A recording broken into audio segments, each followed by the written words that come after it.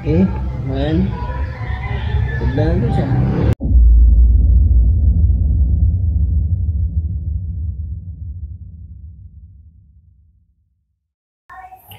Good afternoon, may hapon sa tanan. May Pasko dayo bulag bagong tuig katong tanan no. So kani gamay lang ning update kay ba ko dagag nangutana diri sa tuag kung kumusta na atong Ziho EA8 no. So actually after 4,000 kilometers, it's 4,063 kilometers and it's been mga almost 3 months since wala pa gyapon naabot ang ato ang battery. Okay, so until now we're running on single battery, so mo na siya, we're still at 50%. Okay, so medyo taas-taas na ang panahon and I've been talking to medyo taas-taas na ang panahon no, so I've been talking to Motostrada, which is the authorized dealer for ZF Moto Ziho E8 dito sa Pilipinas. And they're located somewhere in Caloocan City, Manila. So update lang, the batteries are already in Manila, but nagka-problema sila sa pagpa-ship sa battery padung diri sa Cebu since medyo kuan mo siya, hazardous daw na material ang battery. So paabot ang tagamay until kung kanus-a mo abot ang battery. And actually it's almost also 1 year na since purchase na to ang kaning electric motorcycle. Actually it's mga 11 months and mo 1 year siya by next year pohon January 20. And so far update lang, I've been running this for a single battery and everyday use. And since we're now in 4,000 kilometers, I asked the dealer in Cebu kung unsa nga mga maintenance check ang dapat i-check ani niya. Since for sure na siya ginagmayng maintenance but not on the major part of the maintenance good sa motor. So, and also actually nasa tay copy sa registration sa motor since September no. So from January to September, so around 9 months una pa nilusot ang registration sa motor. So mana nagwonder mo why only 4,000 kilometers for almost 1 year. So mo na siya hinungdan. Tagsara na to siya magamit due to vehicle registration. Dugay siya nagawas. So karon I've been asking dealers diri sa Cebu and ila kong gingnan nga usually sir mga check ra gyud na nimo brake fluid, brake pad and all kay maorgid kuno na, and the coolant sa diri sa may engine part. And actually maula daw na siya pero nibasa mo gud ko sa manual niya, based mo gud sa checking on the manual itself, naa siya ditoy kinahanglan nimo i-change ang gear oil on the first 3,000. So no worry ko gamay kay nasa sa 4,000 kilometers pero wa pa na ko ma-change ang gear oil.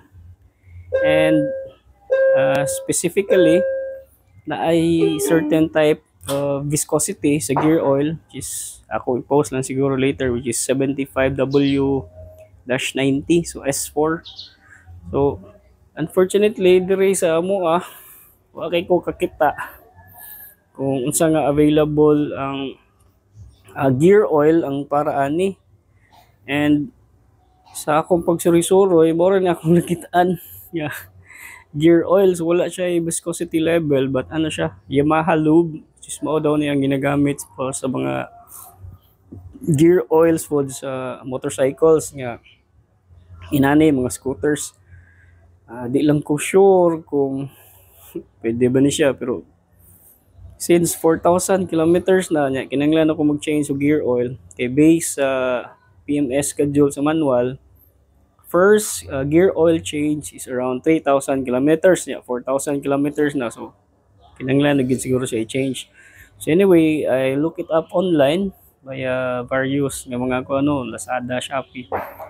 It came out na kana dayong 75W-90 nga viscosity is transmission, gear oil sa mga sakyanan. So sige lang, wa mo koy mapalit diri karon kay holiday naman sad. And for the meantime, ako lang sa siyang ilisan ani kay gear oil kailangan siya mo ilisan, pero gamay ra ni siya.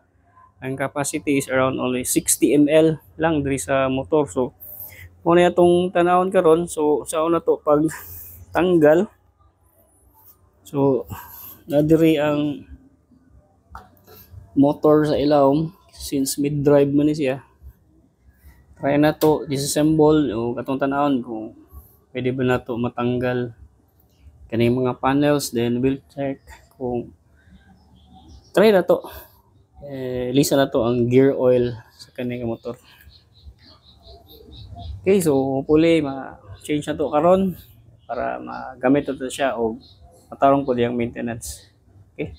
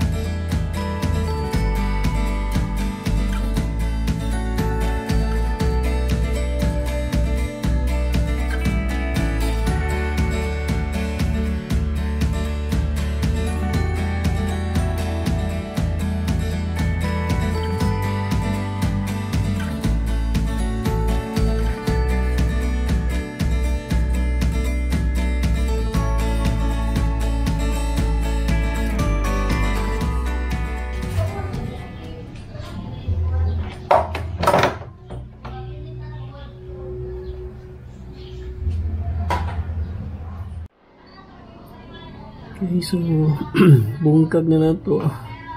So kanimo na siya ang drain bolt para sa gear oil. Ug sa ibabaw dili ako diri kani. So mo na siya ang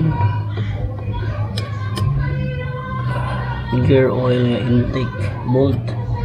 So make sure lang nato nga limpyo siya, pwede siya matagakan og hugaw before nato siya refill og take down.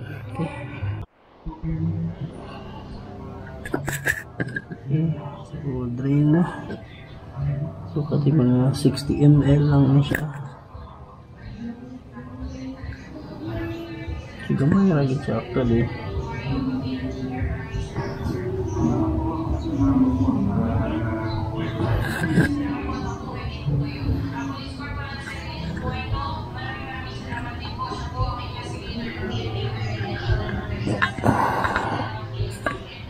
So tight lang, sagdan lang sana to na.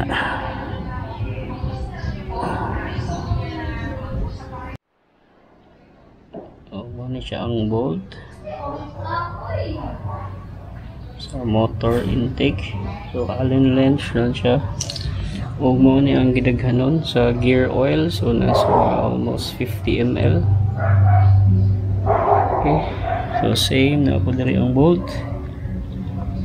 Okay, ug ito na siyang i-replace. Okay, so wala itong ilis nga gear oil since kani siya is 100 ml. Mo itong klaro ba nimo diha? Since 100 ml man siya, so misure kuha na nato siya og mga 40 ml here.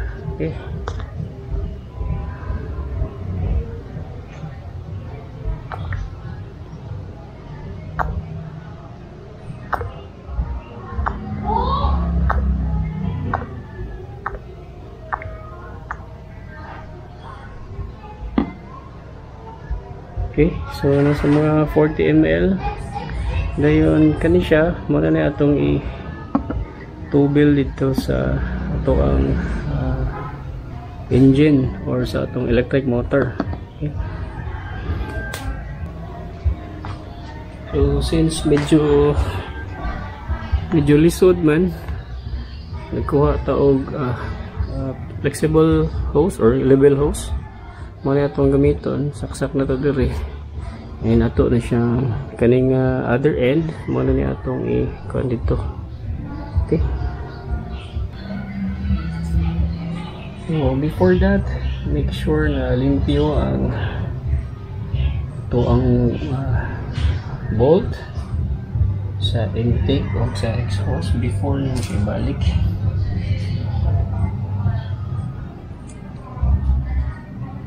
So, same na siya na bolt, no?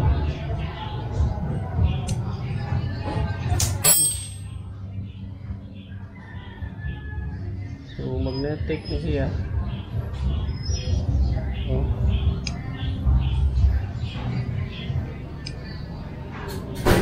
Na siya magnet na.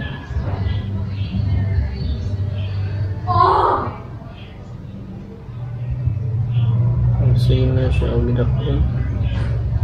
Kasi gano'n siya maka-interchange. So nakatog taod ang sa ilaw.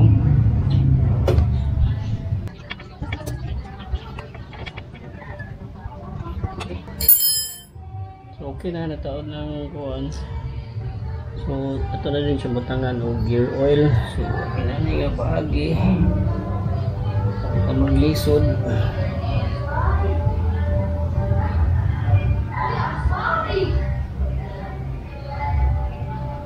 Make sure lang na limpyo siya.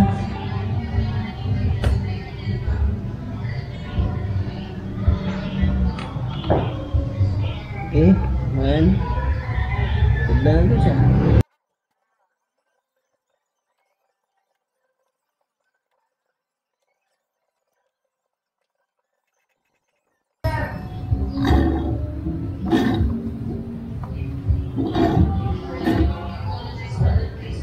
Okay.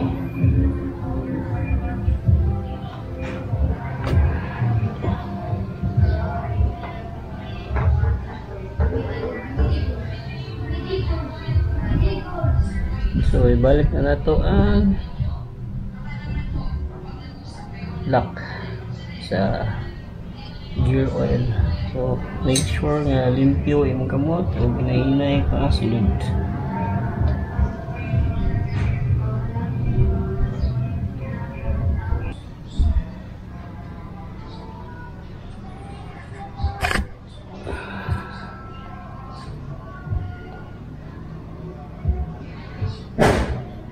Okay, so kani intake bolt og sa ilawom.